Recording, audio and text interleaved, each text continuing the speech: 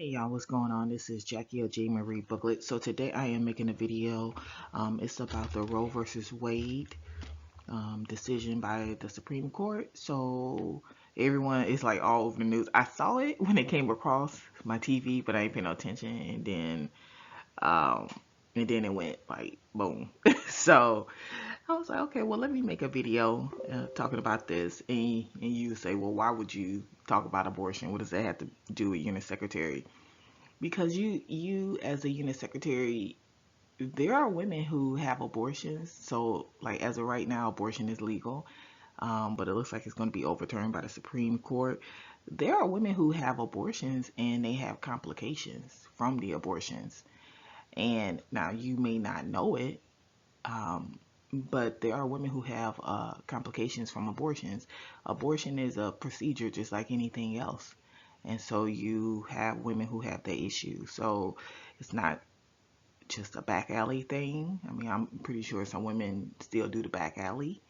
They don't actually go to the clinic. They do other things. But yeah, it's if they do it in a clinic, they can have infections and things like that, just like any other procedure. And matter of fact, I remember when I first started, I told you in a video a few videos ago how I had a coworker who used to read the history and physical in the charts. So every patient that came, on our side, the side that we sat on, she will always read their history and physical. And I want to say that she's the one that told me that the girl at the end of the hallway, this is like years ago, this is like early 2000s. She's the one that told me that the girl at the end of the hallway was there because she had a botched abortion. And I was like, cause the girl had came to the desk. The girl had to be a little white girl. She had been probably like 18, 19, somewhere around there. She had a boyfriend. She already had a 2-year old. Um, she wasn't she was one of those like going outside to smoke type, like it kind of like some of them women after they have babies and they be outside, like literally they just had a baby and they outside smoking. Like you a bad bitch. Okay, cause you know what I'm saying. That her, not one of those that's, oh, I just had a baby, I'm in the bed. No, she was outside smoking. Okay, so that's the type of girl she was. She was that's how I saw her, cause her room was at the all the way at the end of the hallway, and she walked past the nurse station. I don't know how many times. Her boyfriend did, saw the baby and everything, the 2-year old she had. But yeah, she had a abortion and she had an infection. So sometimes now of course when they come in, it's not gonna say infection from an abortion, because 9 times out of 10 people can have all kinds of the issues with them. They come in for one thing, and it doesn't say that they have something else. So you will be surprised how many people, maybe down here in South Florida, you'll be surprised how many people have HIV, but they don't come in for HIV. They come in for something else. You know what I'm saying? So you wouldn't know unless you read the history and physical, unless it had something to do with it. Same thing with hepatitis. You wouldn't know how many people have hepatitis because that's not what they go into the hospital for. You understand? Unless it's something that they come into the hospital for, you're really not going to know unless you being super duper extra nosy. Okay?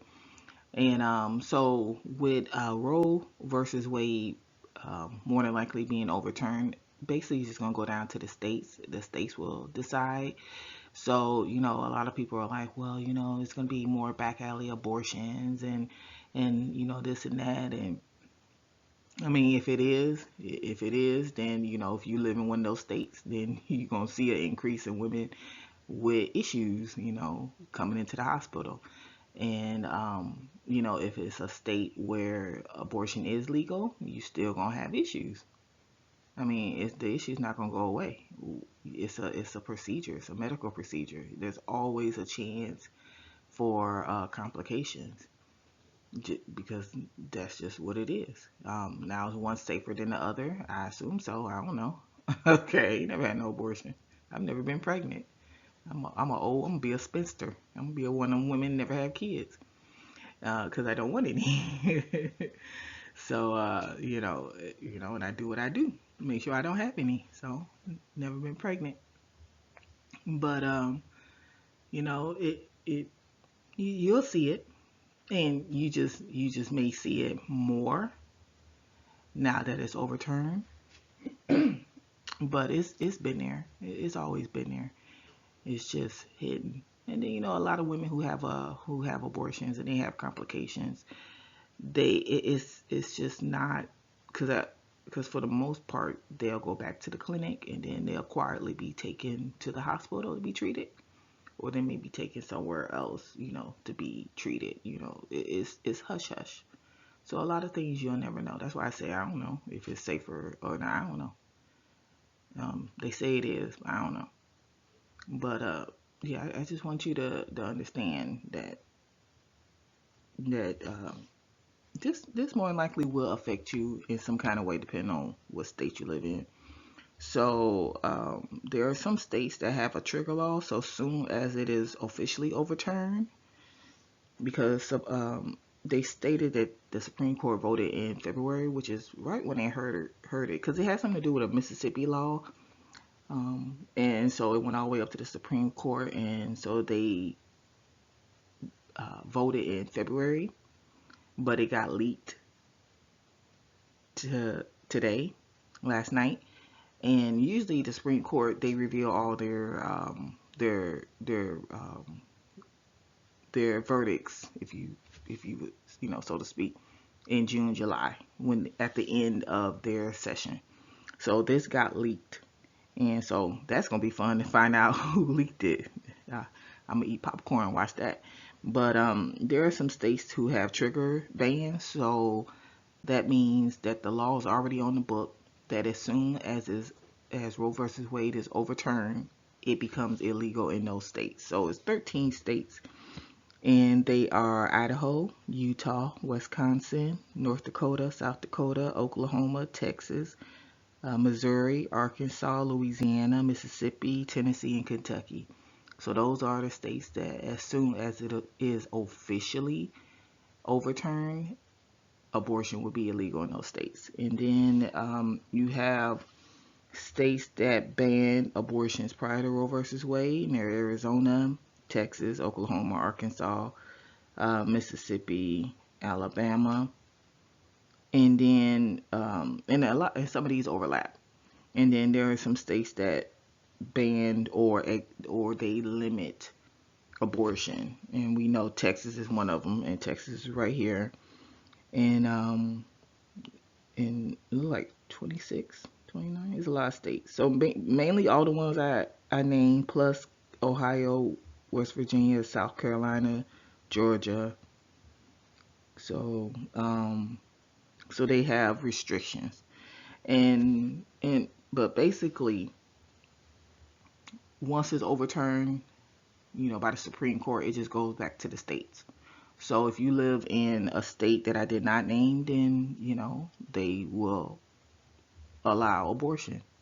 I think California wants to allow you up to 28 days after the baby's born to abort it. So I mean, it is what it is. Florida, let's see.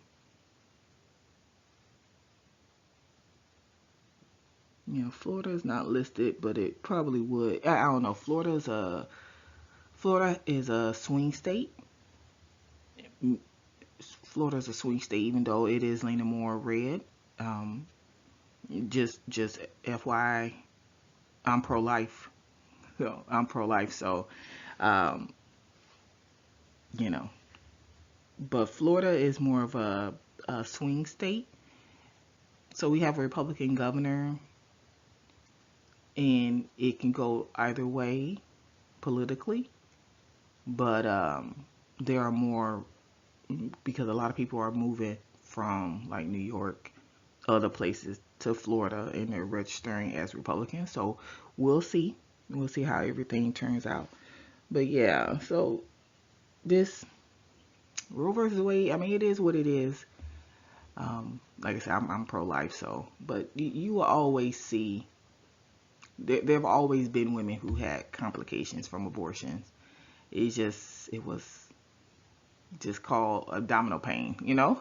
Because like I said, most people that come into the hospital, you don't know that they got HIV because that's not what they're there for. So you don't see it, but it's there, you know? So we're going to see how all this play out. I'm just going to sit back and watch. But if you got any comments, you can put them below. You can also follow me on my blog. It's Jamie Reed Buckley. That's where I talk about being a unit secretary. And I'll talk to you later. Bye.